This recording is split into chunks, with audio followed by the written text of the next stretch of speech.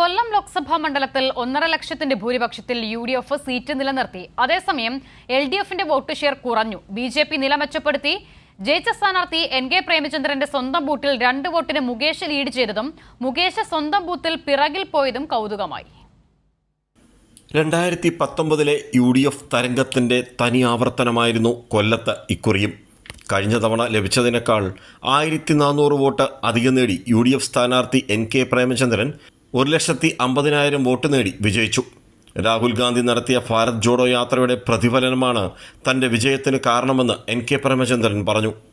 ആകെ പരിശോധിച്ചാൽ രാഹുൽ ഗാന്ധിയുടെ നേതൃത്വത്തിൽ മതേതര ജനാധിപത്യ ഇന്ത്യയെ വീണ്ടെടുക്കാൻ വേണ്ടി നടത്തിയ പോരാട്ടത്തിൻ്റെ ഉജ്ജ്വല വിജയമാണ് കൊല്ലം ലോക്സഭാ മണ്ഡലത്തിൽ അടക്കം നടന്നിട്ടുള്ള വിജയം എന്നാണ് എൻ്റെ വിശ്വാസം. 14,000 പോസ്റ്റൽ വോട്ടിൽ LDF സ്ഥാനാർത്ഥി M മുകേഷിന് മുൻതൂക്കം ലഭിച്ചു.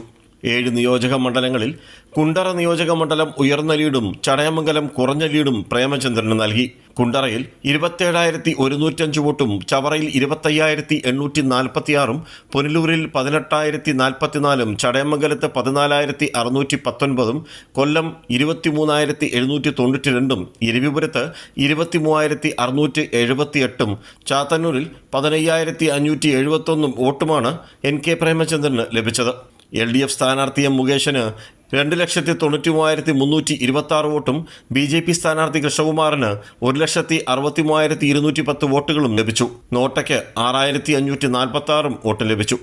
അതേസമയം ജയിച്ച സ്ഥാനാർത്ഥി NK പ്രേമചന്ദ്രന്റെ സ്വന്തം 42ാം ബൂത്തിൽ 2 വോട്ടിന് മുകേഷ് ലീഡ് ചെയ്തതും മുകേഷിന്റെ സ്വന്തം ബൂത്തിൽ പുറകിൽ പോയതും കൗതുകമായി.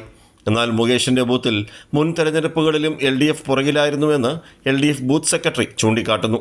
രാജ്കുമാർ, കൈരളി ന്യൂസ്, കൊല്ലം.